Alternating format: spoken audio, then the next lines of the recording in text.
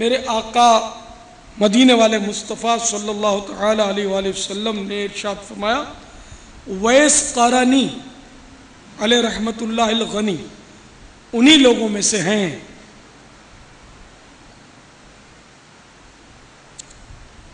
صحابہ کرام علیہم الرضوان نے عرض کی، یا رسول اللہ عز و جل و صلی اللہ تعالی علیہ وآلہ وسلم، ویسے قرنی کون؟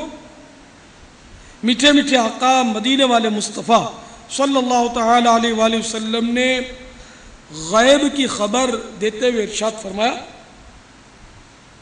اس کا قد درمیانہ، سینہ چوڑا، رنگ شدید گندمی، داڑھی سینے تک پھیلی ہوئی، نگاہیں جھکی جھکی، اپنے سیدھے ہاتھ کو الٹے ہاتھ پر رکھ کر قرآن پاک کی تلاوت کرتا ہے، زار و قطار رونے والا ہے، اس کے پاس 2 چادریں ہیں، ایک بچھانے کے لیے اور ایک اوڑھنے کے لیے۔ دنیا والوں میں گمنام ہے مگر آسمانوں میں اس کا خوب چرچا ہے۔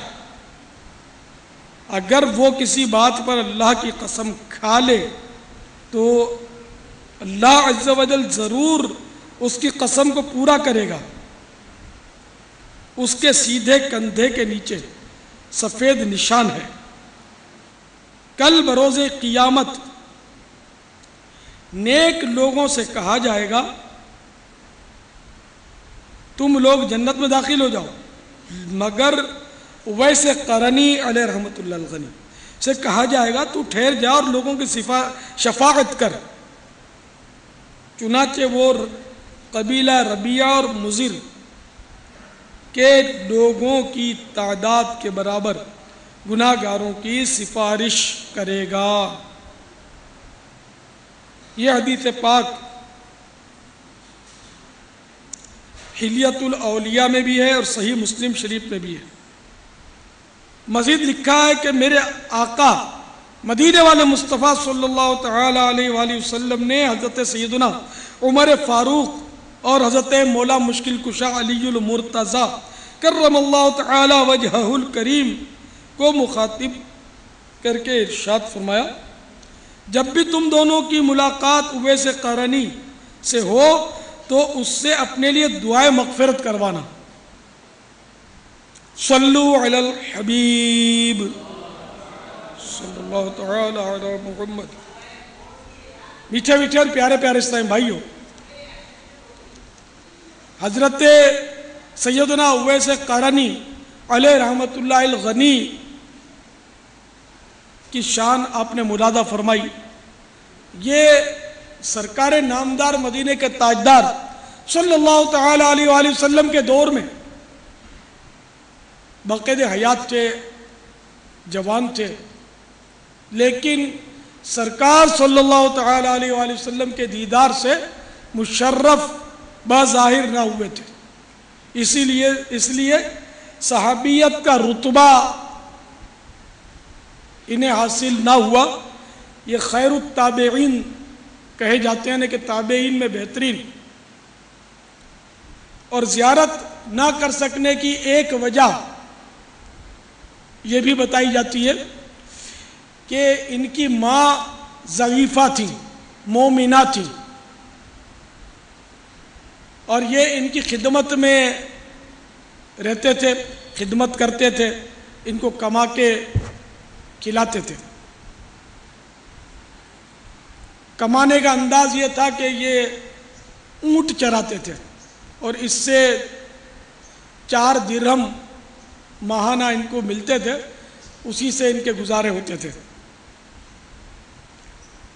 ایک روایت یہ بھی بتائی جاتی ہے کہ حضرت سیدنا اویس قرنی علیہ رحمت اللہ الغنی نے ایک بار امی سے اجازت مانگی کہ میں پیارے آقا صلی اللہ تعالی علیہ وآلہ وسلم کی زیارت کر رہا ہوں، تو امی نے فرمایا کہ جاؤ مسجد میں مل کر آ جاؤ۔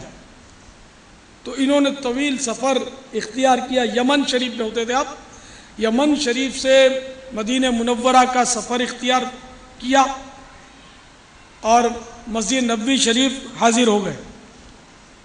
تو پتہ چلا کہ سرکار صلی اللہ تعالی علیہ وآلہ وسلم اپنے دولت خانے میں اپنے مبارک مکان میں تشریف لے گئے تھے. تو اب انہوں نے غور فرمایا کہ امی نے فرمایا کہ مسجد میں مل کر آ جانا، اور یہ تو گھر چلے گئے. تو یہ ماں کی بات کا مان رکھتے ہوئے یہ واپس پلٹ پڑے اور سرکار صلی اللہ تعالیٰ علیہ وآلہ وسلم کی زیارت کیے بغیر یہ یمن واپس آ گئے. یہ ایسے تھے. امیر مینائی رحمت اللہ تعالی علیہ نے غالباً اسی واقعے کی طرف اشارہ کرتے ہوئے یہ شعر کہا ہے: محبوب کو بے دیکھے ہوئے لوٹ رہے ہیں، محبوب کو بے دیکھے ہوئے لوٹ رہے ہیں، اس شوق میں کیا رنگ ویسے قرنی ہے، اس شوق میں کیا رنگ ویسے قرنی ہے. یعنی اشارہ اس طرف ہے کہ جو زائرین مدینہ لاکھوں کی تعداد میں آتے جاتے رہتے ہیں اور سرکار صلی اللہ تعالیٰ علیہ وآلہ وسلم کی زیارت نہیں کر پاتے، روضہ انور کی زیارت کر کے واپس اپنے وطن لوٹ جاتے. تو ان عشاق کی شان بیان کرتے ہوئے امیر مینائی رحمت اللہ تعالیٰ علیہ نے فرمایا کہ دیکھیے ان عشاق میں بھی حضرت سیدنا اویس قرنی علیہ رحمت اللہ الغنی کے عشق کی جھلک ہے کہ جس طرح اویس قرنی رضی اللہ تعالیٰ عنہ مسجد نبوی شریف حاضر ہونے کے باوجود زیارت کیے بغیر لوٹ گئے، اسی طرح یہ عشاق بھی گویا جاتے ہیں اور پھر بغیر زیارت کے وطن پلٹ جاتے ہیں. حلقے میں رسولوں کے وہ ماہ مدنی ہے، کیا چاند کی تنویر ستاروں میں چھنی ہے، کہتا ہے مسافر سے یہ ہر نخل مدینہ، کہتا ہے مسافر سے یہ ہر نخل مدینہ، آرام ذرا لے لو یہاں اچھا گھنی ہے، آرام ذرا لے لو یہاں اچھا گھنی ہے. محبوب کو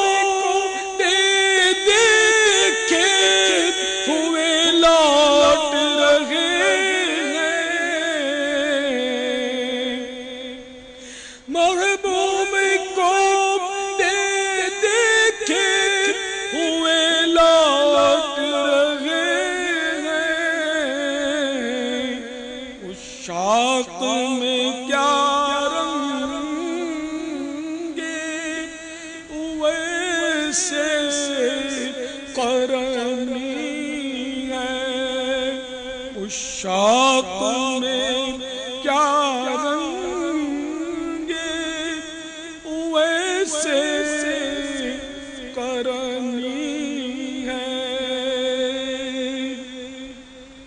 صلو علی الحبیب.